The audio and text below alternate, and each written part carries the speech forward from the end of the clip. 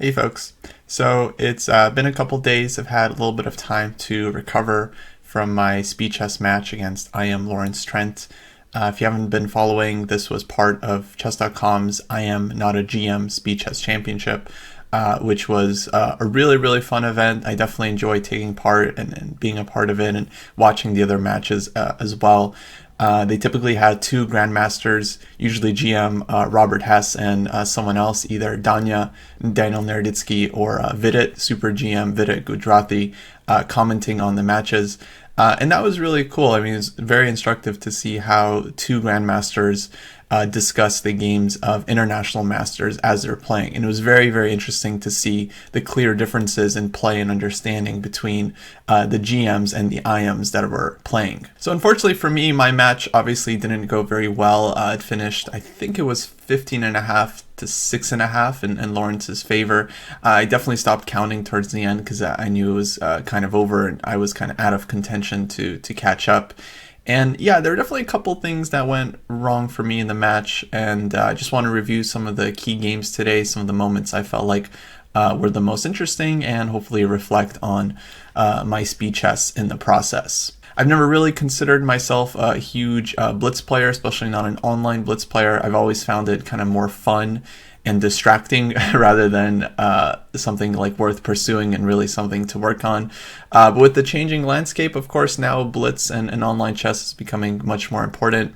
And I do kind of want to take that next step and actually become a much better online and much better blitz player. I've always been focused on the classical side of things, but chess is changing, and yeah, you gotta adapt to the times, and we can't just be playing classical tournaments all the time now. So going into the match, I definitely didn't feel like I was a favorite in the match. In fact, I felt like I was a pretty heavy underdog. My opponent Lawrence is much more experienced, plays a lot more online. I feel like he's just a much more experienced chess player in general. He's done commentary for years and years and has often worked with like super GMs over at Chess24 that I would imagine has really helped his analysis skills. But really, I think it was just a lack of experience from my side, not being fully comfortable with the mouse, not being fully comfortable in time scrambles when both players are just down to seconds on the clock and you still have to try to come up with good moves. I believe Lawrence's like online ratings have always been higher than mine, and so yeah, I didn't feel like I was a favorite at all in the match, but I definitely still felt like I had a chance. I mean, online play is usually very streaky. A lot of it depends on the player's form. And I felt like if I had shown up in good form and Lawrence had shown up on a bad day, then yeah, definitely would have been my match to win. But it was kind of the reverse that happened. I would definitely say like I don't feel like I played my best or anywhere close to it. I don't want to speak to Lawrence. I'm not sure how he felt about his play overall. I feel like he definitely played much better than me in general, but I don't know if he felt like that was a good day for him or maybe just an average day. To me, it definitely felt like he was playing well and seeing a lot of good stuff. And there were definitely moments where I felt like he just found all the right moves and won the games that he needed to win. I would say in general, what went wrong for me in the match, looking back on it and after watching the replay and the full commentary, I definitely played a lot worse in the time scrambles. So whenever we were both down to like under 30 seconds, 20, 10 seconds, neither of us played particularly well in that time frame, but I felt like I had blundered more than my opponent and in general just played worse and slower. I almost flagged in several games, and the only way I didn't flag was just by making random moves where there were probably much better moves in the position. I also feel like the positions I got out of the opening, although I was kind of comfortable with quite a few of them, looking at it now, I feel like these weren't the best positions to play in blitz. Mainly because, again, I'm used to playing in a classical time control, and if I get a position out of the opening where I don't exactly know what the plan is, then I can just spend some time in a classical game and figure it out and come up with something to do. Whereas in a blitz game, if you don't have a clear and natural plan right out of the opening for your position, it can be very hard to figure out what to do without spending a lot of time and just getting into time trouble. And even if your position is objectively good, if it's not easy to play, I feel like in blitz, that's going to be a disadvantage. And lastly, I would say my time management was definitely not great in the match. This is something that I tried to work on leading up to it in terms of training, but I felt like there were a couple moments when I just spent too much time at the wrong moment. It was really interesting to see Robert and Vidit, who were commenting on my match, kind of criticize me for spending 20 seconds, 30 seconds on a move that they would have played instantly. And looking at some of those moments, I definitely felt like, yeah, I had my move in mind faster than I played it, but I was kind of just choosing the wrong moments to think. There's this balance where, in blitz, if you feel like you have a good position and you might have something concrete or dynamic, you might want to spend a little bit of time there calculating and trying to make it work. But if you do too much of that and then you don't end up going for the critical line, you end up going with a safer continuation, then that time ends up going to waste. So I definitely struggled with that a little bit. I felt like my strategy for the match was to actually play a little bit safer, go for quieter technical positions, enter a lot more endgames. I just felt like in terms of myself versus my opponent, he was going to be kind of more comfortable in very sharp and dynamic positions. So I felt like my advantage would be on the technical and endgame side of things. And to an extent, that was kind of true, but it really affected my play in the sense that I was often trying to make safer decisions when the position might have called for aggressive action, going for the attack, going for break, going for counterplay, something along these lines. And then my play just didn't live up to par in terms of that. So I want to focus on, I would say, the first handful of games in this match. I think the match was definitely decided around halfway through the 3-minute portion. The way the format works, if you're not familiar, is that it was 75 minutes of 5+1, 5 minutes, 1 second increment, followed by a 45-minute segment of 3+1, and then a 25-minute segment of 1+1. So the 5-minute segment was definitely the longest, but not necessarily the longest in terms of games, because you can get more 3+1 and more 1+1 games in a shorter amount of time. But the match really started off as worse as it possibly could have been for me. I lost the first 5 games in the 5-minute portion. Every game just felt like it was a snowball effect, and things just kind of got worse and worse. But I wanted to go through some of the moments in these games, as I felt like they were pretty interesting. For instance, this position comes from game 1. I was playing white here, and we have a Benoni position. It's a very sharp position, so many pieces on the board, and the structure is very dynamic. Black has played this move g5, which secures the knight on e5 as it covers the f4 square and doesn't allow white to kick the knight with f4. But the drawback of this one is that, of course, it gives up the f5 square, and this is a potentially huge weakness in Black's position. And here, Vidit actually called the right plan out very, very quickly. He was just familiar with the idea here. Around this point, I was already thinking on my own and spending a lot of time just to make normal moves like h3, rook a2, bishop e3, kind of things like this. Not doing anything too special in the position, just kind of slowly building up. But it turns out the right plan in this position, which I feel like I've seen before, but it definitely wasn't ingrained, as the move didn't even cross my mind during the game, is this idea to play knight to d1, with the follow-up of putting the knight on e3 and then using this knight to jump to f5, where, okay, Black can exchange his bishop for one of my knights, but then the other one will show up on f5 and just be an incredibly strong piece. If I had known this plan, I definitely would have played it in the game, because it's a very, very strong idea. I believe I checked this position with the engine, and it absolutely confirmed, like, knight d1, best move by far. White has a huge advantage. And that was just a small example of how, like, a super GM or strong grandmaster already knows a lot of, like, little plans in different structures and positions that they can rely on. Whereas for a lowly IM, like me, I'm not really familiar with everything. Already at this point, I was thinking on my own, not familiar with this idea. And of course, it's very hard during the game to come up with a backwards knight maneuver, and really justify it. It just wasn't on my radar at all. But that was definitely a very nice one that I'm certainly going to take away for future games, because I might be reaching the structure later on. Eventually, this game was essentially decided in time scramble. We end up trading everything after, I would say, mutual mistakes by both sides. We end up reaching this rook endgame where white is up a pawn. I was definitely losing earlier, so I felt like I had good chances at this point. But with 5 seconds on my clock, I was totally just panicking here. I mean, the 1 second increment, as I've been saying, it's enough not to flag. Like, you'll have time to make a move, but it's not enough to really think about anything profound in the position and really, evaluate different options. So you have time to play the first move you see, and that's about it, or at least that was my experience. So I end up playing g4 here. I mean, white is up a pawn. Black is clearly attacking this pawn on d5 and has a pretty strong past c-pawn. It turns out white's king is pretty active here, which I was feeling during the game, but I really wasn't focused on this aspect like I should have been. Had I been focused on this, I would have definitely started with the move rook to b7 check, which forces black's king backwards, and white can definitely win this one. For instance, king g6, threatening mate, the king is forced to move over, I threaten checkmate again, and now my king is close enough where I can play king to e6 at any moment. The rook will get behind this pawn, I'll take the d pawn, and with my two connected passers on the king side being kind of extra, white has great winning chances in this endgame. Instead, I played the move g4, black played rook takes d5, I played king to f6, and now Lawrence just quickly pushed c3. And so, yeah, in the haze of the time scramble, I quickly realized, oh wait, rook c8, rook c5, and I'm not going to be able to stop black's pawn. So I kind of just assumed I was lost here. I panicked. I didn't know what to do.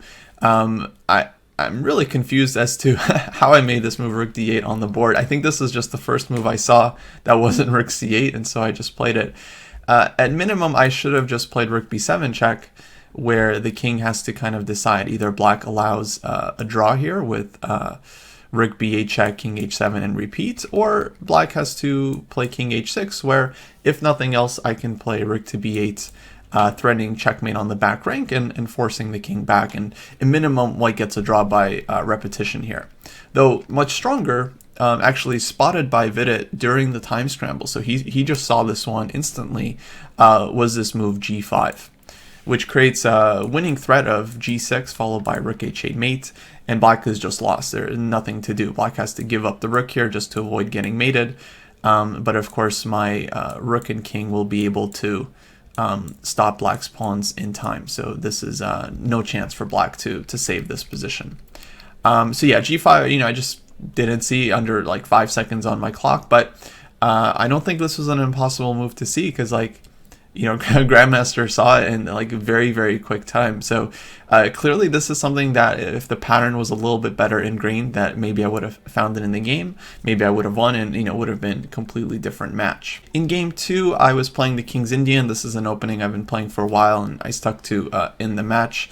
We had a really sharp line out of the opening. Lawrence played this early h4, h5 push. And in general, I believe his strategy with white was to just play very aggressively. He played a lot of aggressive lines. He also switched around a lot and almost never played the same opening twice, which definitely kept me on my toes and I think was a good call.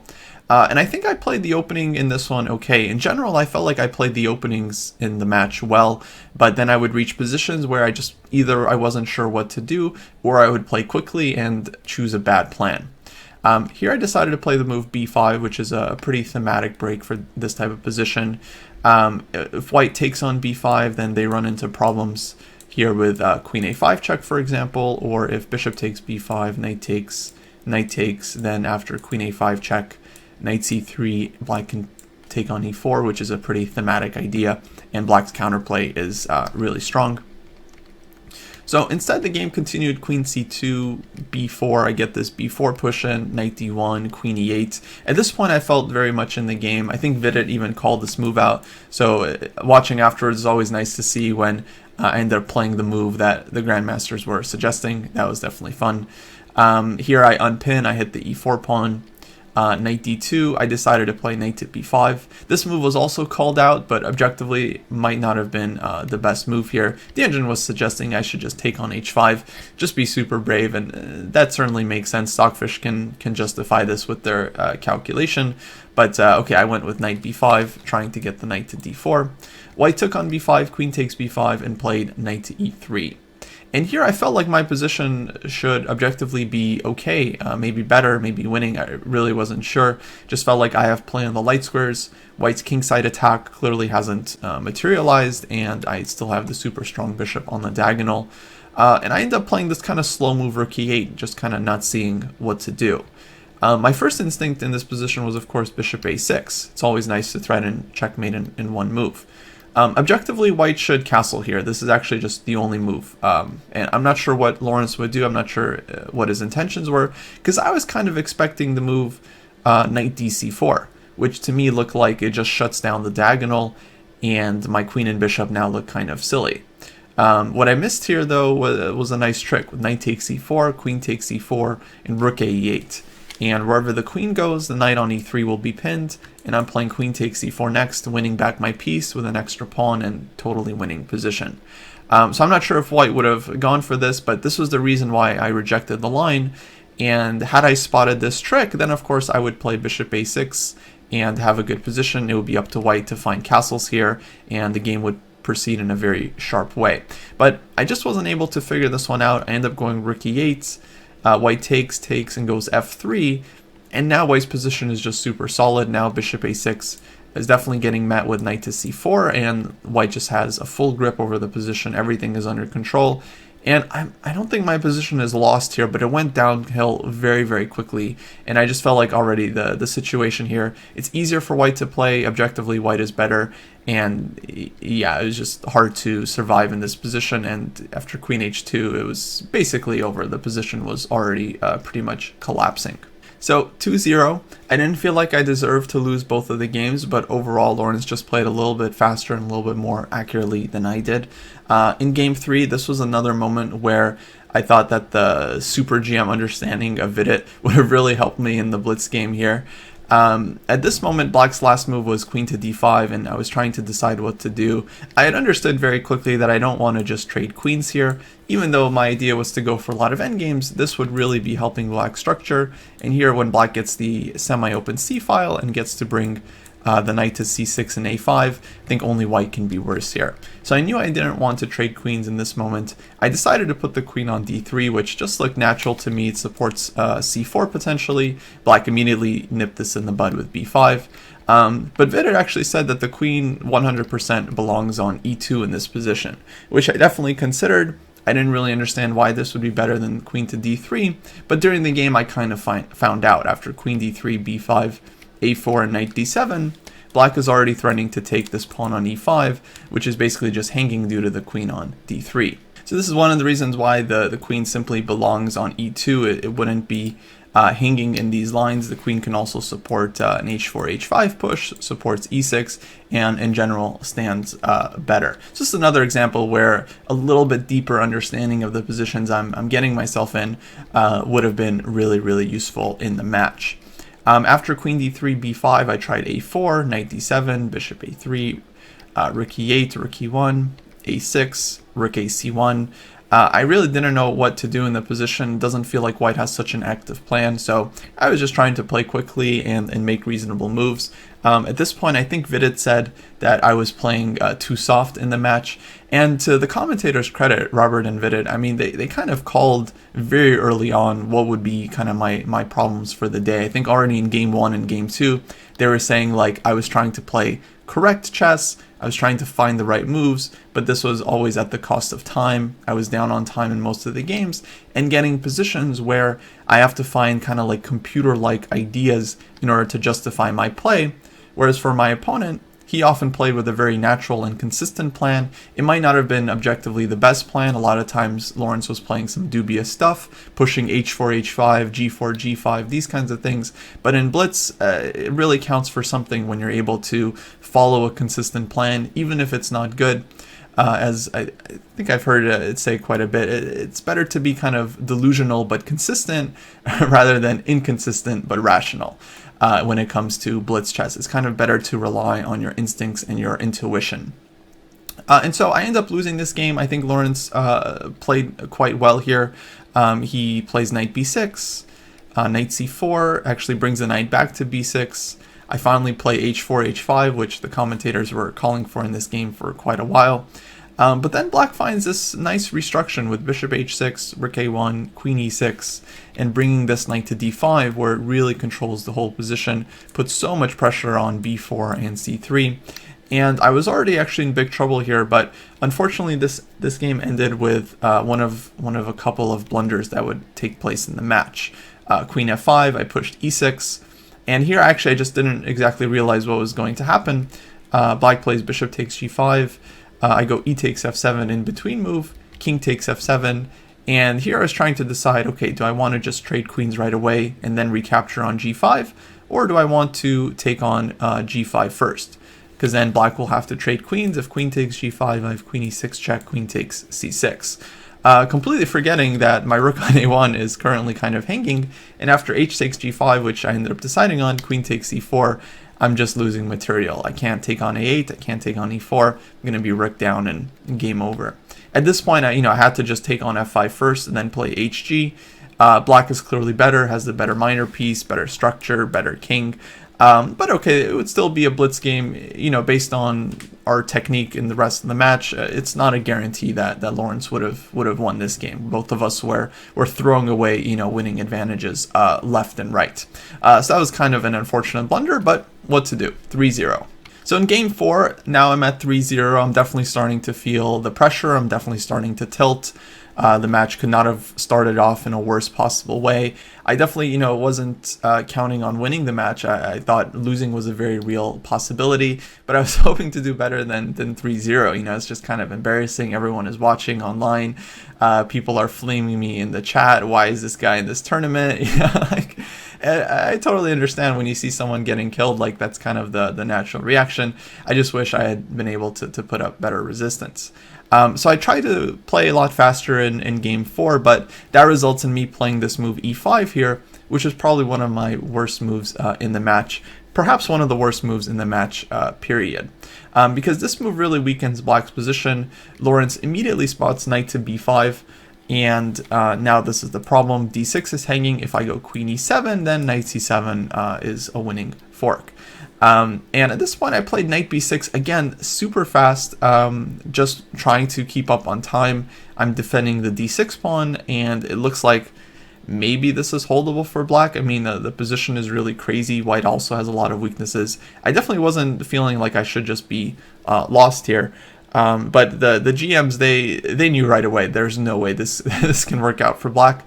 Lawrence finds c5, really strong move, and just ends the game. The point is, if I go dc, dc, queen takes d1, king takes d1, he's threatening the knight on b6, white is threatening knight c7 check, knight d6, and I'm just losing a lot of material right away.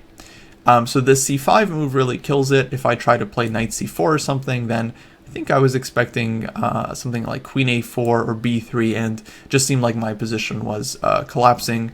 I tried to play a6 just to survive, but knight takes d6 check, king f8, and now queen b3 really sealed the deal. I totally missed this move, but it's game over. Hitting mate, hitting the knight on b6. Of course, I was kind of hoping for something like c takes b6, queen takes d6, when I'm definitely in the game and surviving, but queen b3 just ends the game. I lose at least a piece here, and it was all over. Going back to this moment after knight b5, this was a point where I felt like Lawrence would have put up better resistance than I did, because I noticed in a lot of the games, sometimes, when I had white, I would get a big initiative, big advantage out of the opening. I would expect to win the game, but then Lawrence would kind of go into a deep think and find at least something annoying, some kind of weird defense that I didn't come up with, and just a more stubborn defense in general. For instance, in this position, I think Lawrence would have probably just played something like castles. We're just getting the king out of the center, just giving up the d6 pawn, and just trying to survive. And this would have been a much more practical choice. I think e takes d4 was also possible, knight takes d6, king f8, and then just trying to play this messy position where it's clear that white should have a big advantage, but in blitz this can evaporate so quickly. For instance, I think in this position the engine gives only g takes h6 as a winning move for white, and against everything else, black is in the game. So being able to kind of put up a little bit more stubborn resistance, force my opponent to find some difficult ideas, I think that definitely would have served me well in the match as well.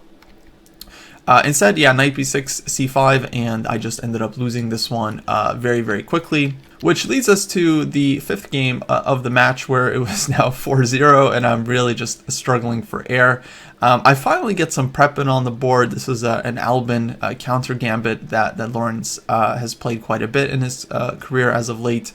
And I believe I had prepped this position already. I think the main move I was expecting is rook e8. Black plays bishop f5 here, which is a very normal move. And I knew that this move wasn't in my prep, so it was probably not very good. And after a little bit of a think, I decided to take this pawn on a5, which looks dangerous to take, kind of lining the queen up in front of the rook, but concretely it actually just looked pretty strong. I'm hitting the knight on e5, I'm hitting the bishop, and as soon as black defends the knight, I can just pull my queen back, and well, I've snagged an extra pawn, so it must be good.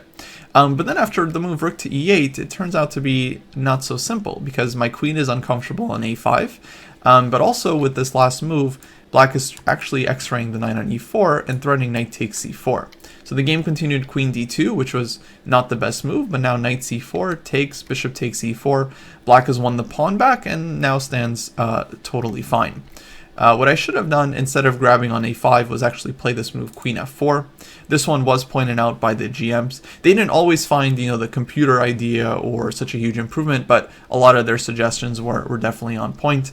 And this one hits both of black's pieces, forces black to give up the bishop on e4. I can play bishop takes e4 here, and white's position is just fantastic. Two bishops, this pawn on b7 is hanging, the knight on e5 is hanging. I think white just has a huge advantage here. So something simple like this would have given me a big edge, given me much better chances in this game.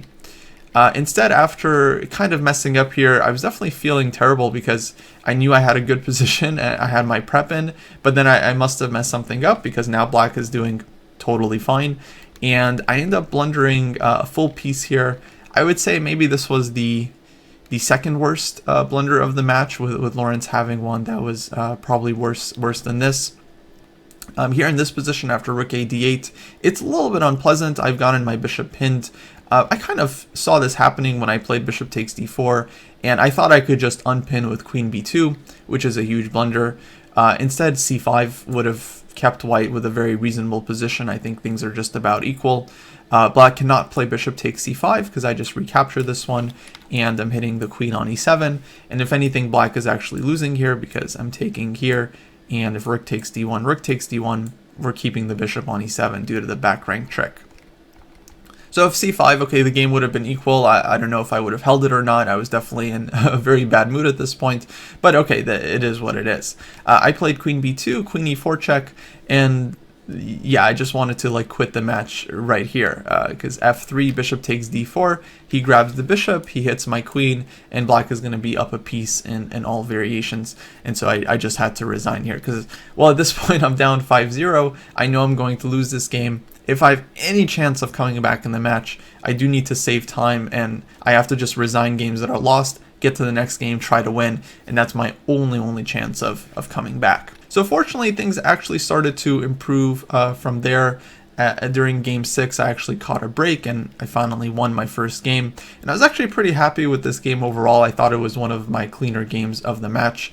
Here playing black, I found this nice maneuver, knight d7. This is a pretty thematic type of maneuver in positions where black is trying to control the d4 square. White played knight g3, which I don't think was right. I think f4 was kind of more natural here, but knight g3, knight c5, takes on c6, bc, bishop e3, knight e6, and I felt like my play here was very straightforward. I found a normal plan, f5. This was definitely a King's Indian style position, so I felt pretty comfortable here. I played this move c5, which I was happy about, because it is a little bit counterintuitive to give away the d5 square, but I realized, okay, the d4 square is just much more valuable, and if I really need to, I can always play c6 in the future and cover this square anyway.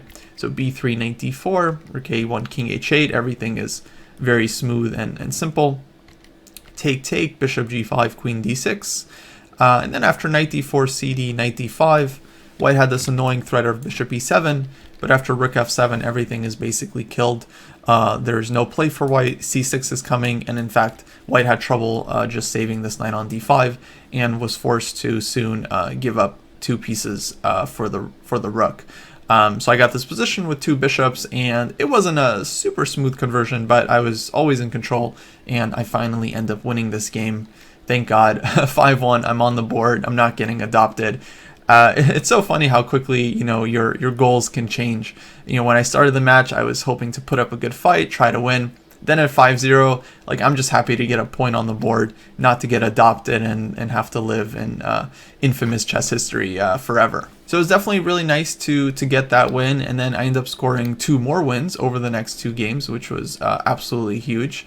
And I just realized this now, but it actually is a nice parallel to the original Karpov-Kasparov World Championship match, where Karpov was the world champion, Kasparov was this challenger, his contender. And although there was a lot of hype around Kasparov and people were rooting for him, Karpov was the more experienced guy and actually starts the match 5-0. I mean, he doesn't win the first 5 games. There was a couple of draws in there, but he gets the first 5 wins. The match was first to 6 wins, so it's basically like match point. And then Kasparov is actually able to win 3 games on his own. They made a lot of draws. Karpov was getting tired. All of a sudden, the score is 5-3, with Kasparov having the last 3 decisive games.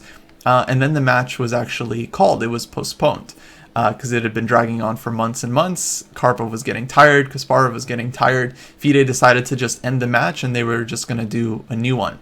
And I realized actually that's kind of what happened in this match as well. Lawrence won the first 5 games. I then won 3 to come back 5-3. I had all of the initiative on my side. Judging from the camera, it seemed like Lawrence was kind of tilting at this point and maybe on the verge of collapsing, which is definitely a thing in speed chess matches. But then after my 3rd win, that was the end of the 5-minute portion. And so we took a break. Lawrence was able to collect himself, and then he was able to kind of reorganize and start playing much better in the 3-minute and just take the match home. So this is the 2nd game of my winning streak here. Here I think Black was definitely trying to play for a win, clearly has some pressure on the c-file, but ends up making a huge blunder here with e6, not realizing that this knight on b3 is actually about to get trapped. So I actually take my chance here. I go queen takes c4, and I realize that this knight on b3 is in huge danger. If dc4, knight to b5, then Black just has too many pawns hanging. Pawn on c4 is hanging, knight d6 is coming, and once white wins his pawn on c4, the knight on b3 will be trapped as well, and so that will just be very difficult for Black. Instead, rook takes c4 was played, king to d3, and now it already becomes clear that Black is in big trouble. The king is kind of defending everything, and my threat is simply rook b2, knight a1, rook b1, picking up the knight. So he tried a5, which seems like the only try. I end up going rook b2 here. At this point, I'm pretty low on time, so I just don't have time to calculate. It turns out knight b5 was a very strong resource. I definitely missed this one. I don't think the grandmasters called this one either. I think they were expecting rook to b2 here. But the point after knight b5 is that white is forcing a trade of rooks, and this knight on b3 it ends up trapped in the end anyway. For example, rook takes c2, king takes c2, a4, white can go knight to c3, and next we're just grabbing this pawn, and this knight is unfortunately stuck. So that would have been an easier way to win the game. Instead, we get kind of equal rook and bishop endgame, where I end up getting lucky, I win a piece, and I end up winning the game. But I definitely felt like I kind of deserved this one, because I was putting a lot of pressure in the endgame, and eventually was rewarded for it. And then came my 3rd win in the series, which I think was actually one of the more dramatic and sharper games of the match. Here, Lawrence has played the well-known Jubava-London/Jubava-Veresov attack with knight c3 and early bishop f4. In this position, I played e6, basically not knowing what to do. I think a better move would have been either king h7, preparing bishop h6, or a move like queen to b6. But okay, I played this move e6. Which is just trying to solidify the center, and immediately here comes g4. So I take on g4, I don't really have a choice, and Lawrence pushes h5, just going for the all-out attack.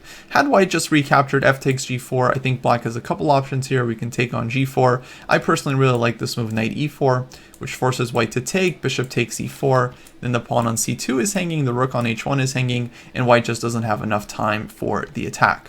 So h5 is definitely a better try here, and now everything is kind of opening up. If I play knight takes h5, then bishop takes g7 is possible.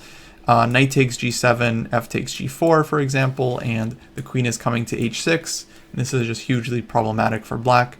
There are other lines as well, but this f takes g4 keeps killing black in every line. G takes h5 was definitely playable. I'm not sure how white would have proceeded here, but best seems to be just castle queenside, play rook dg1 next, and it's essentially like a dragon Sicilian where white has given up some pawns, but with the open h and g files, I definitely don't feel like black is a comfortable situation here, especially in blitz. I think white's attack is much easier to play. I end up taking on f3 here, which objectively is the right choice, but this was more of an intuitive decision rather than one based on super concrete calculation. I just felt like I had to do this one. Nothing else was really looking good. And next comes, of course, h6. Really strong idea. Now if I take on e2, white takes on g7, and of course I'm just getting mated on the dark squares here. Queen h6 is coming. There are many other ideas I could try, but they all more or less fail. Knight e4 is an interesting attempt, trying to trade off some pieces, but here white wins in a very nice way with h takes g7, threatening rook h8 mate, and I don't have time to take the queen on d2. I end up playing bishop h8 here, which kind of feels like the most natural move. White pushes h7 check, definitely correct. I have to take queen to h6, g5. This is all kind of forced. I'm defending the knight on h7, and this is where Lawrence basically misses his chance to win a very nice game. Had he found the move bishop d3, things would have actually just been immediately over. My knight on h7, bishop on h8, these are both hanging with mate. The bishop on f5, which is the main piece kind of holding my position together, well, white is trying to trade this one off, and I simply just don't have any resources here. If I try to play f6 or any move like that, white takes on f5 and is threatening the knight here, and I'm just not in time to defend this one. I basically just have no other real tries. If bishop takes d3, c takes d3, and the knight is hanging, bishop is hanging, again, no defense. If bishop takes e5, I think white can recapture either d takes e5 or take on f5 first. And again, the knight on h7 is hanging, and the black is not in time to defend. So this one, bishop d3, would have just won the game on the spot. Instead, he very quickly plays bishop takes h8, which is a very natural move to make because normally the attacking side wants to trade off these dark squared bishops. It also puts my king in the corner, which makes it look very unsafe. But the problem is that now when white goes bishop d3, which I think was his intention because Lawrence played bishop takes h8 very quickly, and then in this moment started spending a lot of time. I think he realized that bishop d3 actually runs into the move e5, which wasn't possible before. White had a bishop on e5, but this opens up the rook on c6 with tempo and prepares the move e4, which totally shuts down white's bishop, and all of a sudden white's attack is completely refuted. Now black just has a bunch of extra pawns in the position, and once this pawn gets to e4, this pawn gets to g4, I mean, it's just going to be over. These pawns are going to be way too strong. My intention actually during the game was not to play e5. To me, e5 looked a little bit too weakening. I was actually going to play the move queen e7 here, which is good enough. The point is if bishop takes f5, e takes f5 check, and white doesn't have time to take on h7. Instead, he has to do something like queenside castling, and then I can either decide between e5, or I can also play the move f6 here, where my queen is now covering the knight on h7, and black has a huge advantage here. Instead, Lawrence didn't end up going for bishop d3. He was probably just way too worried about e5. He goes bishop takes f3, but now black has time to just consolidate their position, kill off the attack. I decided to go for king g8 and queen f6 here as a way of just bringing my queen into the defense. I think Vidit and Robert were again suggesting this move e5, which I do think is winning for black, but to me it felt like it's just going to be weakening the d5 pawn unnecessarily, and I thought this was one where I kind of disagreed with the GM opinions. I felt like the move king g8 followed by queen f6, this is just a very solid and simple way to consolidate the position. And okay, it took me a long time to win this game, another 30 moves, but I think for the most part I was in control. I don't think I gave white any real chances. So after this game, it was now 5-3 in the match, and all the momentum was on my side, which was cool to see.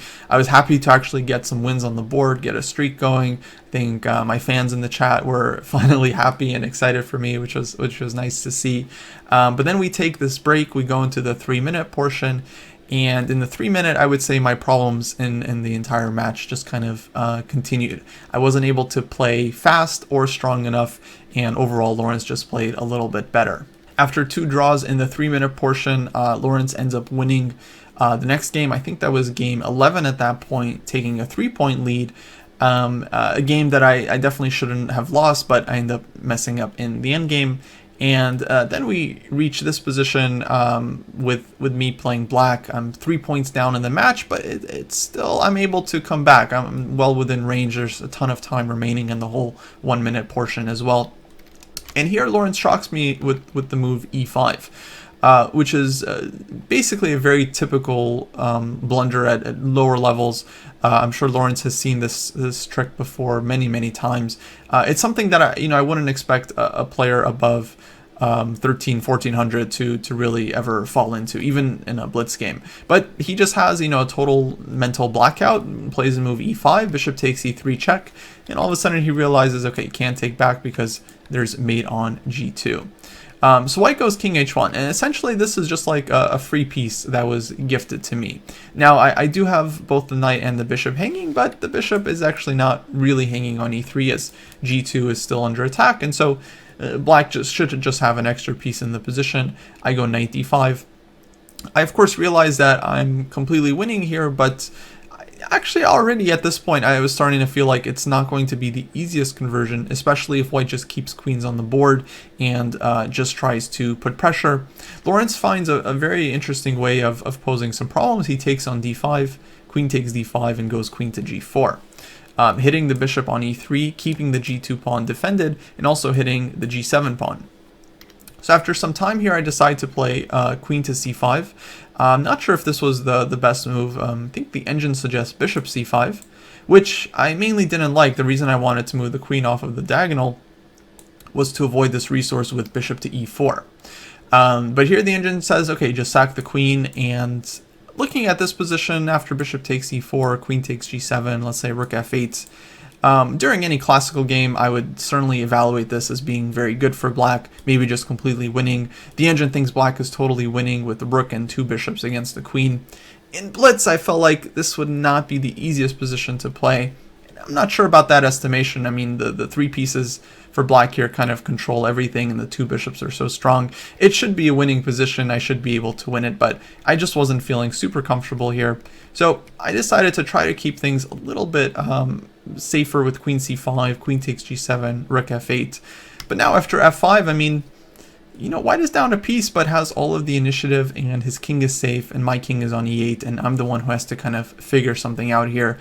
And so this was definitely the critical game of the match. Had I won this one, it would have been a 2-point match. I still think Lawrence would be a big favorite there, but at least I would be in it, and losing this game could potentially tilt Lawrence like before, because he just hung a piece for nothing. It's not like I won a nice game or something. He just gave me a total free point.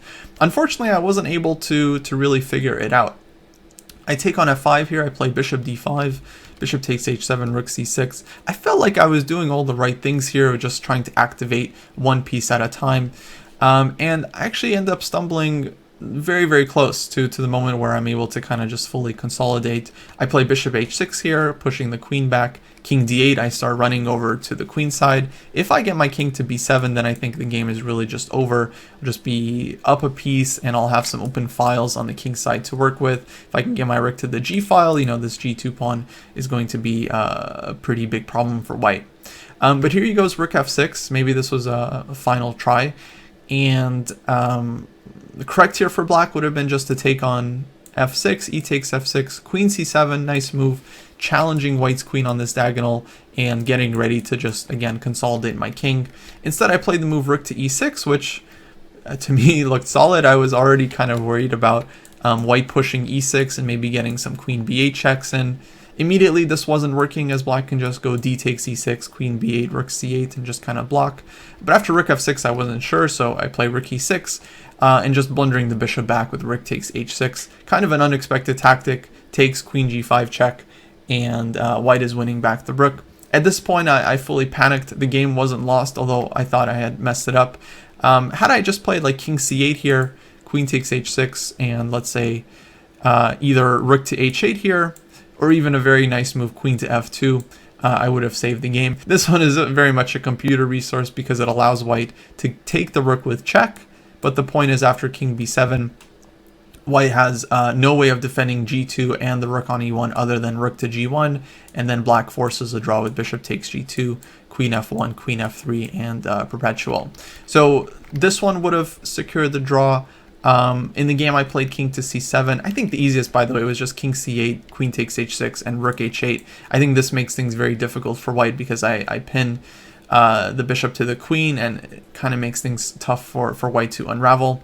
In the game I put my king on c7, queen takes h6, and now I played rook to h8 with the same idea, but here white is able to unpin with queen to d6. So this was definitely a bummer. I'm forced to take, king takes d6, the bishop gets out, and now white is only a pawn up in this endgame, but it's a very healthy extra pawn, and the initiative is certainly on white's side. I was not in any mood to defend this, and Lawrence just ends up converting pretty smoothly. On an interesting note, after queen takes h6, this move queen f2 was definitely still working and would have just held the game right on the spot. And at least, okay, if I was only down 3 at this point, maybe I would still have a chance, but after losing this game, I was then down 4 and just not really able to mount any kind of comeback after that. I did win a couple more games in the 3 and 1 minute portions. Lawrence ended up winning more, and so his eventual lead was pretty big. But yeah, I felt like after this game, the match was more or less decided. Now maybe if I had played better, if I had been stronger mentally, I could have put up more of a fight after this. But after this one, I think things really just started going more and more wrong for me. The opening positions I was getting were not necessarily good. I was definitely a little bit punch drunk, just trying to play like super aggressively, super tactically, trying to make something happen. But when you really try to force things in a chess game, oftentimes it just ends up not working out, and your opponent, as long as they find 1 or 2 solid defensive moves, can just completely rebuff your attack, and you're ended up left with nothing. So overall, it was definitely a really tough match for me. It kind of highlighted some of my weaknesses in blitz, where not always getting the easiest positions to play, and in terms of my decision making, sometimes I'm spending too much time not going for the critical variations. My calculation could definitely be improved by quite a bit. I felt like I was missing way too many of these like simple tactics, simple tricks, or at the very least spending too much time having to figure out the concrete details of the position. If I could do it all over again, I'm not sure exactly what I would change. I mean, I was training a lot before the match, playing a lot of blitz games and training games, trying to do tactics. I definitely maybe could have spent more time. Maybe I could have been a little bit smarter about which lines I wanted to go for. But overall, I think it was just a matter of showing up on the day, not being in really great form. One thing I definitely wish I could have changed about the match is, you know, before the match, you're asked to kind of show up a little bit early and set up. You set up the Zoom call and the video camera and everything.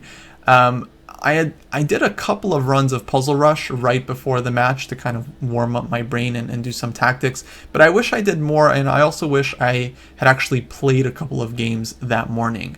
The match started for me at 9:30 a.m.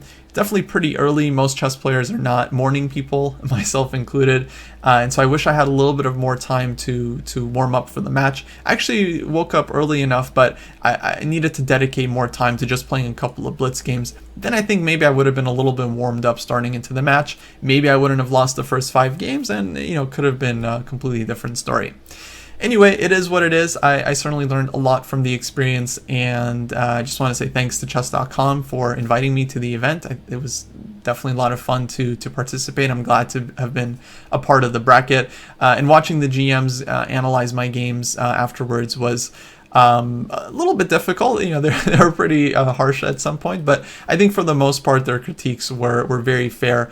And I mean, I just learned a lot about chess and a lot about my own play just from watching their analysis of my games, watching Vidit kind of break down my play in real time.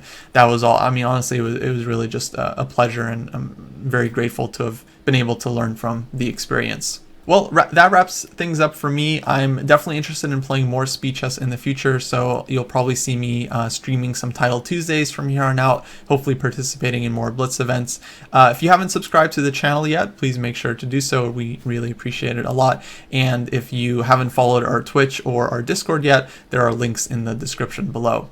All right, guys, hope you have a good one, and I'll catch you next time. Take care.